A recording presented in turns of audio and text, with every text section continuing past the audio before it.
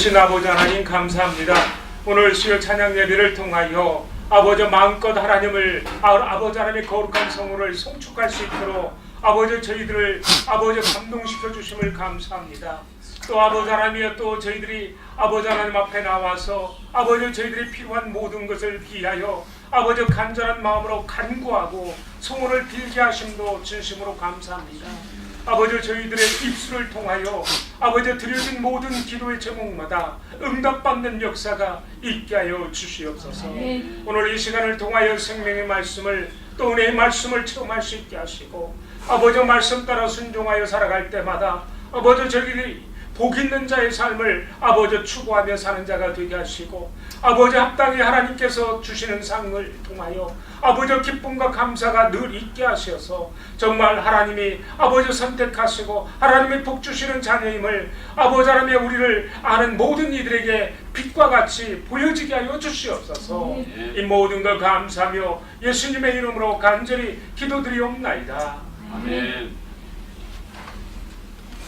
오늘 보실 말씀은 느헤미야 3장 17절부터 20절까지 말씀입니다. 우리가 같이 다 같이 함께 읽겠습니다. 4절이라 함께 읽겠습니다. 후에 그들에게 이르기를 우리가 당한 공경은 너희도 보고 있는 바라. 예루살렘이 황폐하고 성문이 불탔으니 자 예루살렘 성을 건축하여 다시 수치를 당하지 말자 하고 또 그들에게 하나님의 선한 소리 나를 도우신 길과 왕이 내게 이른 말씀을 전하였더니 그들의 말이 일어나 건축하자 하고 모두 힘을 내어 이 선한 일을 하려 하매 호론 사람 산발락과 종이었던 암몬 사람 도비야와 아라비아 사람 게셈이 이 말을 듣고 우리를 업신여기고 우리를 비웃어 이르되 너희가 하는 일이 무엇이냐 너희가 왕을 대환하고자 하느냐 하기로 내가 그들에게 대답하여 이르되 하늘의 하나님이 우리를 형통하게 하시리니 그의 종들인 우리가 일어나 건축하려니와 오직 너희에게는 예루살렘에서 아무 기업도 없고 권리도 없고 기업되는 바도 없다 하였느니라. 아멘. 지금 읽은 내용은 느헤미야가 예루살렘 성에 돌아와서 예루살렘 성에 있는 그 귀족들과 방백들과 제사장들 앞에서 하나님의 뜻과 하나님의 뜻이 어떻게 그 아닥사스다 왕의 마음을 감동시켜서 그 예루살렘 성벽을 재건할 수 있도록 자기 그 느헤미야를 예루살렘까지 1400km나 떨어져 있는 거리가 1400km니까 당시에는 여행 거리로는 한 3개월 정도를 가야 도착할 수 있는 그런 고되고 힘든 일이지만 하나님께서 그렇게 해서 느헤미야를 총독으로 유다 땅에 보냈다는 얘기를 그 유대 지도자들 앞에서 하는 겁니다. 하나님의 일은 혼자 하는 것이 아니라 더불어서 같이 하는데 비전을 받는 것이 가장 중요합니다. 1장에 있어서 4개월 기간이나 느헤미야는 금식하며 기도하며 하나님의 뜻을 구했습니다. 하나님의 뜻을 구하고 하나님 앞에 무릎 꿇고 기도하는 자에게 하나님께서 비전을 주십니다. 하나님의 꿈을 허락하여 주십니다. 기도 안 하는 사람이 하나님 앞에 계시를 받으면 그것처럼 불공평한 일이 없습니다. 그렇죠? 하나님의 말씀을 사모하고 그 말씀을 읽고 또 묵상하고 그 말씀대로 사는 사람보다 그렇지 않은 사람을 하나님이 복 주시면 말씀도 따라 사는 사람은 얼마나 마음이 황당하겠어요. 그렇죠?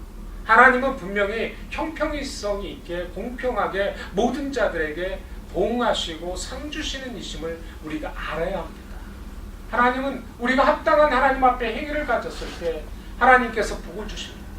그러지 않아도 하나님은 우리의 모든 것을 아시고 공급해 주시지만 거기에 플러스해서 우리가 더 하나님 앞에 매달릴 때 하나님은 더 우리에게 다가와 주십니다. 하나님 말씀을 묵상하고 그 말씀을 내가 깊이 내 마음속에 새길 때 하나님께서 그 말씀을 통하여 하나님의 꿈이 무엇인지 하나님이 계획하시는 일이 무엇인지 하나님이 하시고자 하는 일이 무엇인지를 그의 종에게 알게 하신다고 하셨습니다. 그게 하나님의 말씀입니다. 하나님은 하나님의 일을 행하실 때 하나님이 사용하시는 그 사람에게 그 비전을 주십니다. 볼 수 있는 능력을 주셔서 하나님의 꿈이 이런 거구나. 하나님께서 유대 땅이 폐허가 되고 다 버림받았지만 그 땅에 가서 예루살렘 성전뿐만 아니라 성벽을 재건해서 거기에 사는 유대 사람들이, 하나님의 백성들이 주변에 있는 이방 부족으로부터 침략당하여서 고통당하고 고난당하지 않도록 하나님께서는 그의 백성을 보호하시는 하나님을 보여주는 겁니다. 오늘도 마찬가지입니다. 눈비가 왔습니다. 우리 북쪽에서 있는 위스콘신 쪽에서 오기는 더 어려운데 저 밑에 쪽에 오는 우리 청년들이 오지를 못했습니다. 차도 더 큰 게 있는데 믿음이 약한 거죠. 하기야 뭐 은진 씨하고 우리 태훈이한테 비하면 뭐 믿음이 좀 부족하지, 우리 청년들이 상대가 안 되죠. 중요한 부분이 그겁니다. 하나님을 믿고 하나님을 의지하고 하나님을 붙들며 하나님이 그만큼의 큰 은혜를 우리의 심령 속에 먼저 주시고 우리의 눈을 열게 해주셔서 하나님이 어떻게 역사하시는 하나님의 섭리를 보게 하십니다. 그러니까 담대해지는 거죠. 하나님의 역사가 나와 함께하지 않으면, 하나님의 그 위대하시고 전지전능하신 능력의 손길이 나를 붙들지 않고 있으면 내가 어떤 마음으로 이 자리에 설 수 있겠어요? 내 마음이 어떻게 약화되죠. 하나님 없이 내 스스로 쓰면 약화됩니다. 하나님 말씀 없이 내가 이 자리에 서면 목사로서는 아주 진땀을 빼야 합니다. 하나님의 나를 감동시키시고 하나님의 영이 나의 입술을 통하여 하나님의 말씀을 대언하게 하실 때만 힘을 얻습니다. 그래야 여러분들에게도 은혜가 되고 전하는 저에게도 은혜가 됩니다. 제가 실상 말씀은 전하지만 저도 말씀을 듣고 있잖아요. 저도 귀가 두 개 있거든요. 그래서 제가 입으로는 말하지만 듣기도 합니다. 하나님의 하시는 말씀을 듣는 태도가 굉장히 중요합니다. 잘 들어보시면 하나님이 내 형편에, 내 상황에서, 내 연약한 믿음 속에 하나님이 원하시는 바를 알 수 있습니다. 그리고 하나님이 위로하시고 격려하시는 하나님의 메시지를 내가 찾을 수 있습니다. 여러분들이 성경을 한 구절도 안 읽었는데 어떻게 하나님의 메시지를 찾을 수 있겠어요? 분명히 말씀을 먼저 읽는 것이 옳은 겁니다. 순서상 옳습니다. 읽은 말씀을 묵상하고 있으면 하나님께서 그 묵상을 통하여 엄청난 하나님의 은혜를, 하나님의 비전을, 하나님의 꿈을, 하나님의 능력을 체험하도록 만들어 주십니다. 오늘 여기 말씀에 보면 느헤미야는 참 제가 존경하는 사람 중에 하나입니다. 성경에서 존경할 수밖에 없는 것은 이분이 완벽해요. 너무나 철저하게 리더로서 철저한 준비와 검증과 실력과 지성과 영성과 하나님을 향한 기도하는 그런 실력을 가졌으면 하나님 앞에 의존 안 해도 그 사람은 술관원장이 되고 바벨론에서 떵떵거리는 메데파사 시대에 떵떵거릴 수 있는 그런 지위에서 살아갈 수 있습니다. 그럼에도 불구하고 그는 그 모든 것이 된 것이 나로 말미암아 된 것이 아니오 하나님의 은혜로 말미암아 됐어. 하나님의 은혜로 말미암아 돼서 내가 이 자리에 있다는 것을 깨닫는 것이 은혜입니다. 지금 이 자리에 내가 앉아있는 것 자체가 하나님의 은혜. 하나님의 은혜는 거저 오는 것이 아니라 하나님의 은혜는 내가 하나님 앞에 나를 드릴 때 오는 거예요. 이미 구원은 하나님이 우리에게 공짜로 주셨습니다. 그 큰 걸 받았으면 이제 그 나머지 것은 어떻게 해야 한다는 거예요? 하나님께서 뭐라고 그랬죠? 신명기 28장에 보면 하나님의 말씀을 잘 듣고 그 말씀대로 지켜 행하면 이제 그 다음부터는 플러스 인상이 되는 겁니다. 그게 복 있는 자의 삶의 모습입니다. 하나님께서 그런 자를 들으시는 겁니다. 붙드시는 겁니다. 느헤미야가 어떻게 붙들렸어요? 이 당시에 제가 알기로는 에스더하고 거의 비슷한 그때 시대의 상황이었기 때문에 그 당시에 70만 정도의 포로가 있었답니다.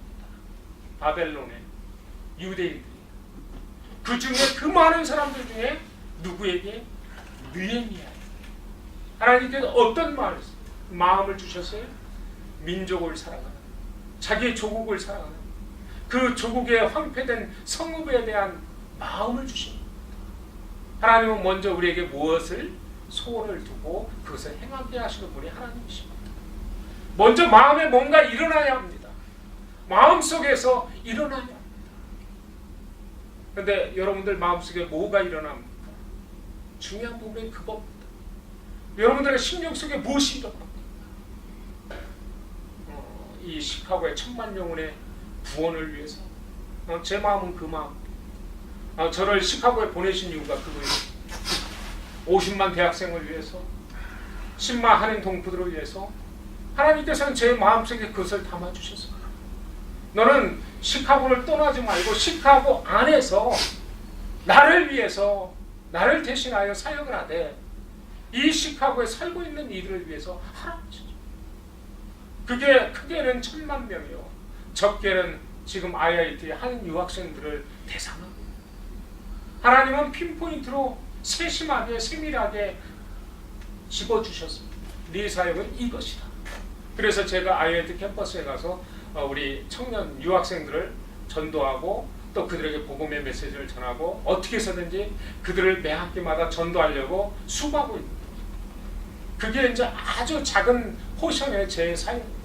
그러나 그것이 점점 커지면 어떻게 되죠? 10만 한인 동포들의 구원을 위해서 기도하는 자가 될 수 있습니다. 50만 청년들을 위해서, 대학생들을 위해서 기도할 수 있는 자가 될 수 있습니다. 또 1000만 영혼, 시카고의 이 메트로폴리탄 에어리에 살고 있는 1000만 명의 사람들을 위해서 기도할 수 있습니다. 일리노이에 있는 이 1200만의 사람들을 위해서 기도할 수 있습니다. 미국에 있는 3억이 넘는 사람을 위해서 기도할 수 있고 전 세계 70억이 넘는 사람을 위해서도 기도할 수 있습니다.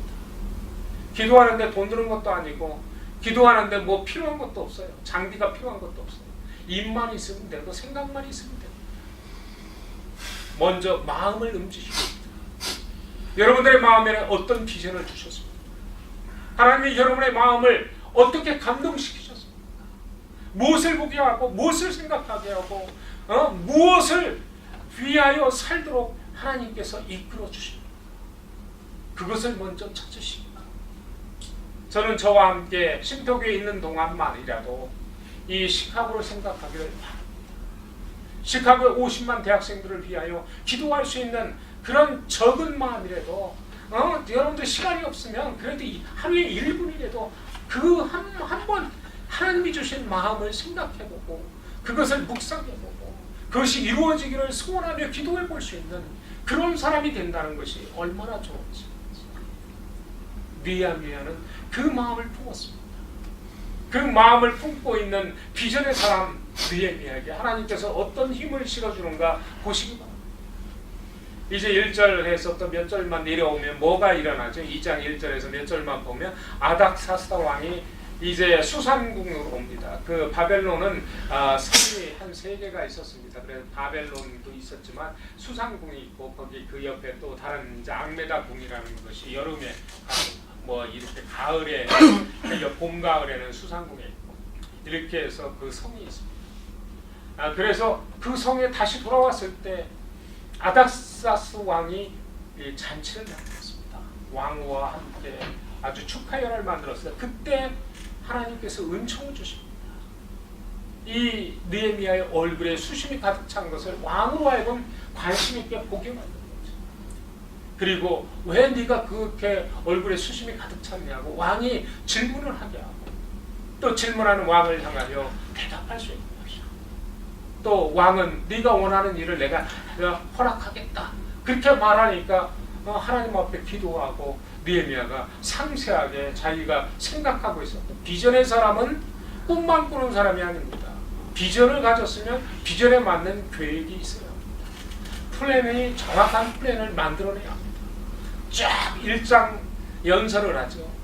왕 앞에서 나는 지금 조상의 성읍이 폐허가 되고 거기에 살고 있는 백성들이 굶주리고 어려움을 겪고 이런 상황이라 내가 지금 이런 것들이 필요합니다. 제목도 필요하고 그게 그 성을 재건을 해야 되고 또 그 레바논에 가서 그 제목들 가져와야 되고 뭐 다양한 것들이 필요하니까 그런 것을 요청을 합니다.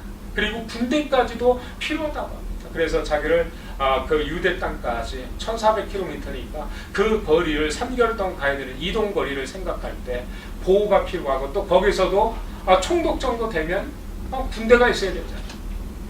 빌라도가 그 당시에 총독했을 때 당시만 해도 얼마나 군대를 갖고 있어서 총부장이 있었잖아요. 총부장이 그 밑에 총부장이 한두 명이 아니었겠죠. 한두 명이 아니에요. 그런 사람들이 있습니다. 중요한 부분은 비주의 사람은 계획의 사람이기도 하고, 그리고 계획의 사람으로 멈추는 게 아니라 실행하는 것이죠. 생각만 맨날 하는 사람은 머리만 커집니다. 근데 그 머리 커진 것 갖고는 아무것도 쓸모가 없습니다. 말만 해도 쓸모가 없습니다. 손수해야 합니다. 손수했잖아요. 얼마나 좋겠어. 왕실에서 그 왕실 비서실장으로 살면서 얼마나 편안하고 즐길 수 있는데 그거 마다하고 고생하러 가잖아요. 1400km면 지금이야 뭐 비행기 있고 자동차 있으니까 그렇지만 그 당시에는 뭐 얼마나 추운 날씨에 그 뭐 길이 얼마나 그 터키 지방으로 이렇게 가야 되잖아. 터키 지방이 고산지대. 그런 데를 이렇게 사막 기후를 이렇게 통과해서 가야 되니까 얼마나 고생스럽겠어요. 그것을 자원해서 하는 겁니다. 하나님의 사람, 하나님의 비전의 사람은 하나님이 하시고자 하는 일을 알고 실천할 능력을 갖고 행합니다. 거기에 우리는 최선을 다합니다. 우리가 예배 드리는 것도 마찬가지죠. 뭐 예배 안 나온 우리 청년들을 탓하고자 하는 것은, 믿음이 성숙됐다는 것은 뭐죠? 눈이 오나 비가 오나 뭔 몸이 아프거나 어떤 상황이든 상관없습니다. 하나님 앞에 걸림돌이 없으면 그 사람은 최고의 성숙된 자이겠죠. 근데 걸림돌이 하나씩 생긴 사람들은 이제 아직도 미성숙해서 이제 가는 과정인 거죠. 그렇잖아요. 예수님께서 꾀병 드리는 거 봤어요? 여러분들이 다 복음서 읽었잖아요. 지금 여러분들의 복음서를 다 끝내야 돼요. 화요일까지 다 끝내야 되는데 여러분들의 복음서를 다 읽었어요. 예수님께서 꾀병 부리신 적 있어요? 꾀병 부리신 적은 없고 힘들어 지쳐서 주무신 적은 있어요. 목이 마를 정도로 물을 못 마셔가지고 수가성 그 우물가에서 그 여인한테 물 좀 얻으려고 했던 적도 있습니다. 배가 고프신 적도 있었습니다. 그러나 꾀병 부린 적은 없습니다. 변명과 부실로 예수님은 누구한테 말하지 않았습니다. 우리는 예수님이 롤모델이잖아요. 그렇죠? 우리의 구세주니까. 그리고 예수님을 닮아야 되는데 예수님의 면은 그런 점이 없습니다. 근데 우리는 우리 신앙생활 속에서 얼마나 나태하고 게으른지, 저도 마찬가지예요. 뭐 여러분들만이 아니라 제 자신을 보고 말합니다. 새벽 기도하는 거, 또 말씀을 보는 거, 싸워야 하는 겁니다. 영적 전쟁이 있는 거죠. 여러분들에게도 영적 전쟁이 있고 제게도 영적 전쟁이 있습니다. 제 마음을 하나님의 말씀으로부터 멀어지게 하려고 하는 요소들이 있습니다. 그럼 저는 그것과 싸워야 합니다. 제 마음을 하나님으로부터 멀어지게 하는 것들이 있습니다. 그러면 어떻게 가만히 있는 게 아니에요. 목사는 뭐 그냥 편하게 가만히 있으니까 그냥 말씀이 술술 나오고 뭐 기도가 줄줄 나오는 것이 아니라 싸움 속에서 영적 전쟁을 치르면서 예수 그리스도를 믿는 믿음 가운데 하나님의 도우심을 얻어서 하나님 전신갑주를 입으라고 하신 에베소 6장 말씀과 같이 그 말씀대로 붙들고 사니까 그나마 지금까지 목회도 할 수 있고 이 자리에 서서 말씀도 전할 수 있는 겁니다. 누구나 이지고잉은 없습니다. 하나님께서 우리를 하나님의 걸작품으로 만드시기 위하여 우리를 그냥 쉬운 이지고잉 라이프로 만들지 않았어요. 여러분들 생각해 보십시오. 온실 속에 자란 식물들을 다 보세요. 비받고 자라는 저 잔디밭 보세요. 잔디들은 하루만 따뜻해도 생기가 싹 돌아요. 이틀만 되면 풀이 자라기 시작합니다. 생존력이 엄청 강합니다. 왜? 항상 추위와 더위와 정말 가뭄 속에서도 우박을 맞으면서도 견뎌내잖아요. 그러니까 강합니다. 어떤 환경 속에서도 잔디보다 강한 게 없어요. 이 자풀보다 강한 게 없다. 근데 온실 속에 자라보세요. 어떻게 되죠? 온실 비닐로만 싹 걷어놓으면 그냥 다 시들어져가지고 다 죽습니다. 말라 죽든지 얼어 동해를 받아서 얼어서 다 죽습니다. 하나님께서 우리를 어떻게 마신다고 그랬죠? 하나님의 손의 걸작품이라는 것은 모든 걸 전천후적으로 하나님 앞에 충성되고 하나님을 기뻐하게 하고 하나님 앞에 하나님이 원하시는 일을 위하여 헌신할 수 있는 삶을 살아가는 것을 얘기하는 거죠. 하나님 기준이니 하나님이 기뻐하실 수 있는 기준에 닿으려면 우리의 생활은 그렇게 돼야 되는 거죠. 저도 마찬가지입니다. 저도 더 말씀을 보기 위해서 책을 더 읽기 위해서 기도하기 위해서 싸우는 거죠. 내 안에 있는 다른 것이 어떻게 해요? 로마서 7장에 있는 것처럼 오라 나는 공부한 자라 내 안에 뭐가 있다고 그랬죠? 두 가지가 있대잖아요. 두 마음이. 하나는 육의 마음이라 하나는 영의 마음이라 하나는 하나님 앞에 가게 하려고 하는 마음 하나는 하나님이 아니라 내 마음대로 내 육신대로 살고자 하는 내 편안한 대로 살고자 하는 욕구 그것이 충돌하고 있대잖아요. 누구 마음속에서 사도 바울이라는 그 신앙의 거인 위대한 믿음의 부인인 사도 바울의 심령 속에도 그것이 있다는 겁니다. 그 로마서 7장을 쓸 당시에 사도 바울이 사도였잖아요. 믿음을 가진 자였단 말이에요. 믿음이 없었던 자의 얘기가 아니라 믿음의 거인이고 그만큼 성경을 13권, 14권 뭐 어떤 사람 14권까지 썼다고 그랬어요. 14권을 쓰신 분이 그런 마음이 그러니까 우리는 당연히 부족할 수밖에 없어요. 중요한 부분이 거기 우리는 싸우고 다스리고 그래서 하나님 앞에 나가야 하는 거예요. 그래서 가장 중요한 얘기를 했잖아요. 18절에 보면 하나님의 선한 손이 나를 도우신 이거보다 좋은 것이 없습니다. 나는 못하는데 나는 영적 싸움에서 지기도 하는데 하나님의 선한 손이 나를 붙드심으로 지금까지 내가 목사가 될 수 있는 거고 지금까지도 쉼터교회가 지탱할 수 있는 것이고 지금까지 우리가 이 세계 선교의 그 사명을 완수하기 위해서 우리가 있는 이 로컬 지역에 충성하고 있는 거예요. 하나님의 선한 손이 도우시면서 여러분들도 왜 이 자리에 앉아있죠? 하나님의 선한 손에 이끌림을 받은 거예요. 지금 다 뭐 기숙사에서 누워서 잠을 자던 뭐 아니면 집에서 TV를 보던 뭐 편하게 지낼 수 있는 사람들이 많이 있습니다. 그러나 그들을 배제하고 여기에 나와 있다면 최소한 여러분들은 하나님의 거룩한 손으로 인도함을 받고 있다는 것 그것만 해도 큰 위로가 되지 않겠어요? 꼭 내게 100만 달러가 주머니에 들어와야만 어카운트에 들어와야만 기쁜 것이 아니라 하나님이 나를 예배 장소까지 하나님의 말씀을 듣고 하나님을 찬양할 수 있고 하나님 앞에 내가 필요한 모든 것을 구할 수 있는 그 자리까지 인도하신 것만 해도 나는 하나님 앞에 감사해요. 저는 그게 감사해요. 나를 벌레처럼 버리시지 아니하시고 내 몸이 아픈데 그 아픈 몸으로 쓰러져서 죽을 줄 알았는데 죽지 않고 지금까지 근근히 잘 견뎌나가고 있어요. 그러니까 감사해요. 하루라도 더 살게 하시고 그 하루에 더 사는 나를 통하여 복음을 증가하게 하고 또 많은 사람들을 위하여 중보 기도하는 기도자가 되게 한다면 그보다 내가 할 수 있는 일이 어디 있겠습니까? 내가 이 사는 날 동안 뭐 하겠습니까?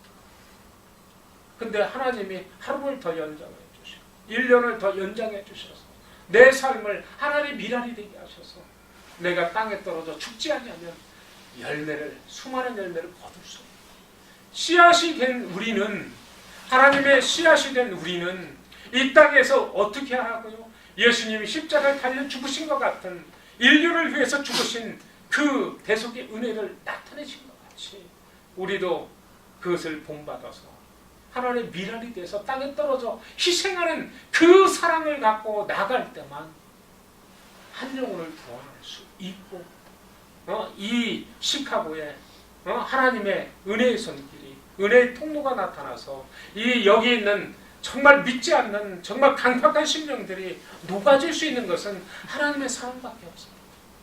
다른 것은 되지 않죠. 느헤미야가 예루살렘에 와서 거기에 있는 제사장들, 귀족들, 방백들 다 모아놓고 하나님의 그 손길을 보여주고 간증하고, 하나님이 지금 이 일을 우리에게 명령하고 있다.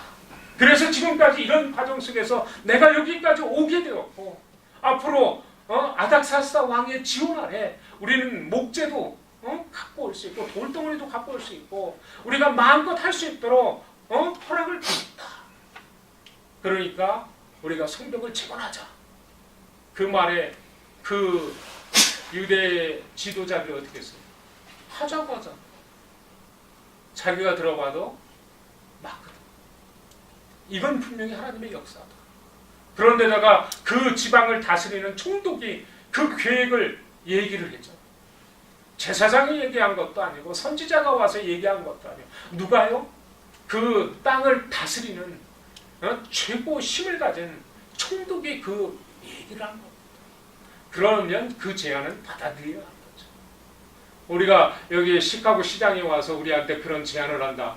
우리가 쉼터교회 교회가 없으니까 내가 1,000,000불 들여서 교회 져줄게. 그러면 우리는 그 제안을 받아들여야지. 그리고 그것을 이 시카고에 있는 많은 사람을 위해서 사용해야죠. 그것을 노하는 사람은 바보지 진짜. 바로 지금 그 환경이 그렇게 조성되고 한 사람의 기도의 사람이 비전의 사람이 되고 그 비전의 사람이 하나님의 말씀대로 순종하니까 하나님께서 하나님의 그 도성인 예루살렘 성벽을 재건하고 성전을 보수하게 하고 거기에 있는 성읍의 유대인들을 다시 신앙을 회복시켜서 하나님의 사람이 되게 만드는 놀라운 역사를 지금 조성하고 있는 거죠. 먼저 누구를 통해서?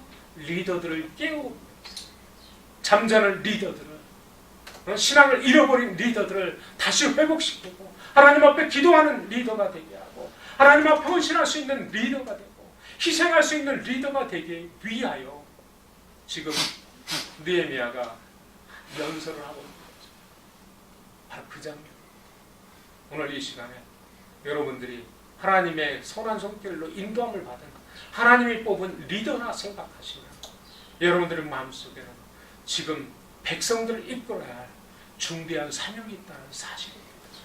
여러분들은 여러분 혼자만의 삶을 살아가는 것이 아니라 여러분들이 이끌어야 할 수많은 양떼들이 있다는 거죠. 목사에게만 양떼가 있는 게 아니라 여러분들에게는 안 믿는 자의 양떼가 엄청 많이 있습니다. 우리는 나만을 위하여 살아갈 때 이기적인 마음으로 이기심으로 자기 중심적인 삶을 살아갈 때 하나님은 역사하실 수 없습니다. 그러나 우리가 나를 포기하고 내 안에 계신 예수 그리스도를 통하여 살아가는 사도 바울이 선택한 삶을 살아간다면 사도 바울이 어떤 일을 했죠? 사도행전 읽을 텐데 요번에 그 내용 28장까지 쭉 읽어보십시오. 사도 바울이 어떤 역사를 일어났지? 9장부터 회심이 일어나죠. 거기서부터 쫙 나가죠. 막 능력이 나타나죠. 손수건만 갖다 얹어도 사도 바울이 썼던 손수건만 갖다 얹어도 병자가 낫는 역사. 하나님은 누구하고? 바울과 함께 그 능력을 행사해 주십니다.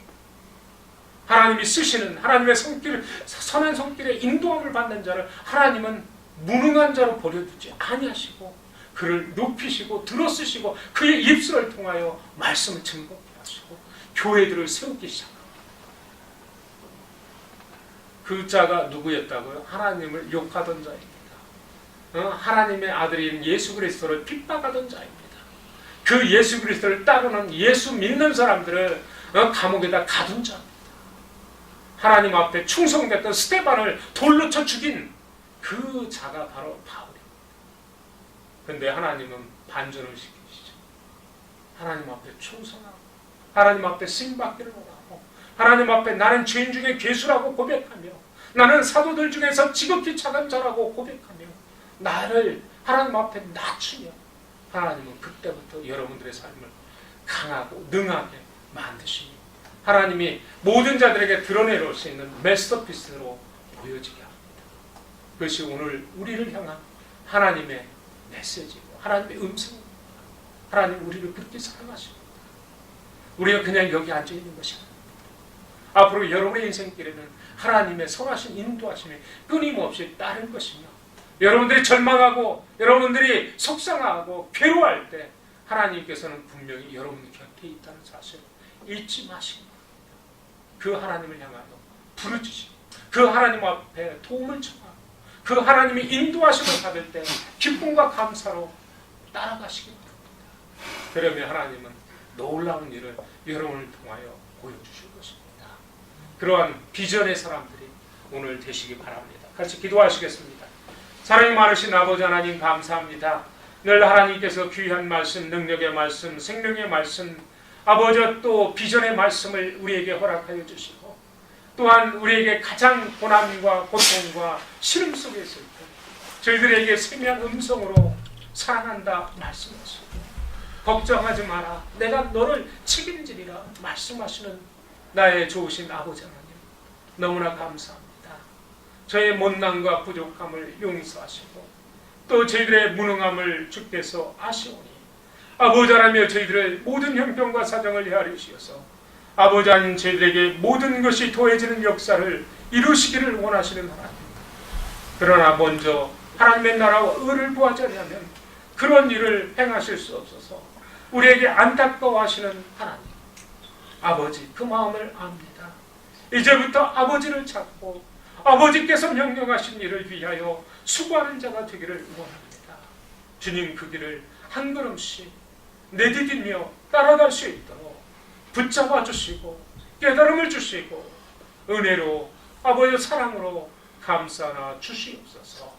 이 모든 것 감사하며 예수 그리스도의 이름으로 간절히 기도드리옵나이다. 아멘.